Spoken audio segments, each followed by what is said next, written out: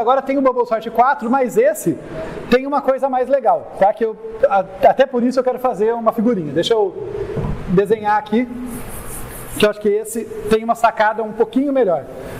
Vejam que, por enquanto, o que a gente teve da análise foi... Peraí, eu vou cansando também, né? O que a gente teve da análise que foi?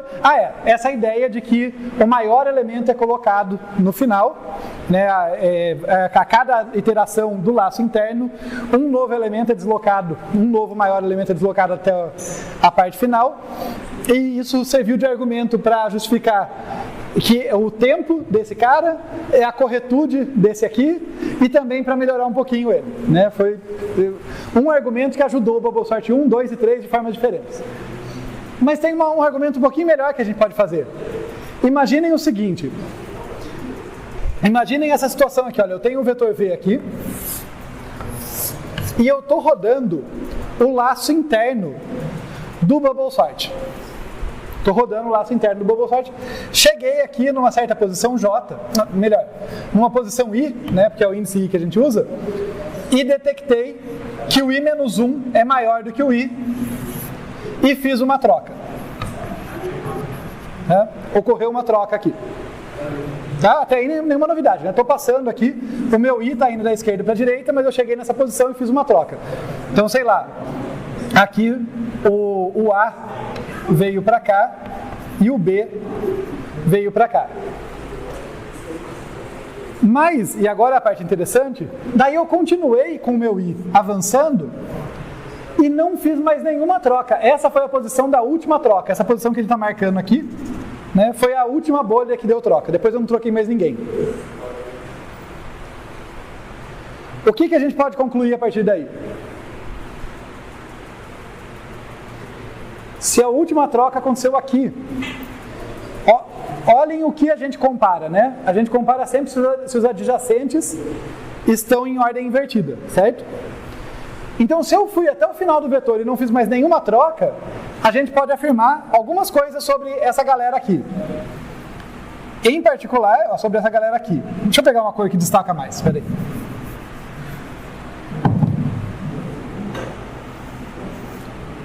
A gente pode afirmar que, esse pedaço do I para frente está ordenado? Ele está ordenado, né?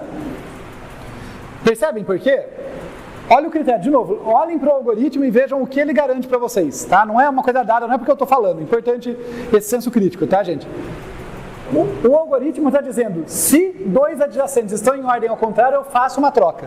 Então, se não ocorreu troca, quer dizer que eu comparei par a par, estava todo mundo em ordem. Por definição, esse pedaço está ordenado.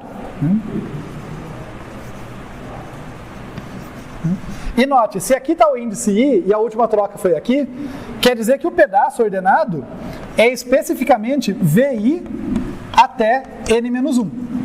Né? Inclui o índice I, porque, note, quando a bolha andar, né, quando o I andar, teve uma bolha aqui também, e ela já não resolveu trocar. Né? Então, o cara da posição I já está ordenado com relação aos da frente. Então, a gente sabe que esse sufixo, esse final do vetor está ordenado. Mas não é só isso.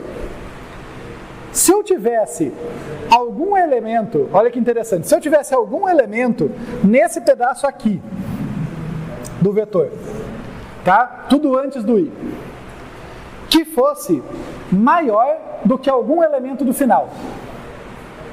O que aconteceria com esse cara? Imagina que tem um cara aqui que é maior do que algum elemento desse final. Ele seria elevado. Ele seria elevado, né? Pega o maior elemento desse prefixo aqui. Tá? O maior elemento que vai de 0 até I-1.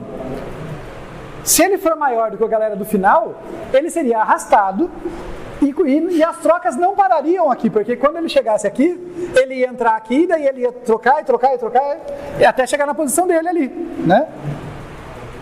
Fez sentido esse último argumento para vocês? Então esses caras não são só ordenados, eles são os maiores